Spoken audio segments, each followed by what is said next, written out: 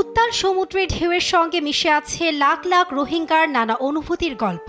মিয়ানমারের জান্তা বাহিনীর নির্যাতনের মুখে এই জলরাশি পাড়ি দিয়ে ২০১৭ সালে জন্মভূমি ছেড়ে পালিয়ে বাংলাদেশে আশ্রয় নেয় ৭,৫০,০০০ রোহিঙ্গা। তাদের মধ্যে আসেন অনেক তৃতীয় লিঙ্গের মানুষও। বাংলাদেশ ও মায়ানমারের সমাজ ব্যবস্থায় তৃতীয় লিঙ্গের মানুষকে দেখা হয় বাঁকা দৃষ্টিতে, পদে পদে হতে হয় বঞ্চনার শিকার। এমন প্রতিকূল পরিবেশকে পাশ কাটিয়ে রোহিঙ্গা ক্যাম্পে উদ্যোক্তার কাতারে নাম লেখাতে সমর্থ হন তানিয়া নামে তৃতীয় লিঙ্গের এক রোহিঙ্গা সদস্য। দিয়েছেন বিউটি সেলুন ব্যবসা। কট্টর মুসলিম রোহিঙ্গা সমাজের নূর হাকিম নামে পরিচিতি পাওয়া যুবক বয়সন্ধিকালে অনুভব করে এ পরিচয় তার নয়। নিজেকে নারী হিসেবে অনুভব করার পর তানিয়া নাম গ্রহণ করে সে।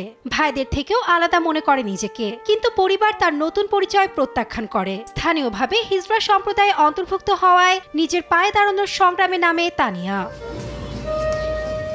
জীবিকা নির্বাহে হিজড়াদের বাধ্য করা হয় ভিক্ষা, যৌনবৃত্তির মতো নানা অসামাজিক কাজে, কিন্তু তানিয়া এসবে অস্বীকৃতি জানিয়ে নেয় বিউটিশিয়ান হবার প্রশিক্ষণ। ১৮ বছর বয়সে রাখাইন সম্প্রদায়ের তানিয়া বাংলাদেশের স্থানীয় ব্যবসায়ীর সহায়তায় বাজারে বিউটি সেলুন ব্যবসা শুরু করে। ইতোমধ্যেই তানিয়া ৪ জন তৃতীয় লিঙ্গের ব্যক্তিকে প্রশিক্ষণ দিয়েছেন, যারা চাকরি নিয়ে গেছে বিদেশে। তাহলে তারা হাসে যাইতে চাই, তারা জালিও দা হাসন মুগরে হাই মারা তোর কর্ম আছি চাই আর নিজের পায়ে দাঁড়াইতে চাই। সমাজের সব হয়রানিকে পেছনে ফেলে অবহেলিত হিজড়া সম্প্রদায়ের লোকজনকেও স্বাবলম্বী করার দিকে দৃষ্টি এখন তানিয়ার। আল্লাহ আর যে ভালোবাসে তারারই হেরমা ভালোবাসি। তারা যদি হরকা হাস্যর্ম যদি গরিব হাইলে তারারে যদি হেরমা গিয়া করে দি ফাইলে তো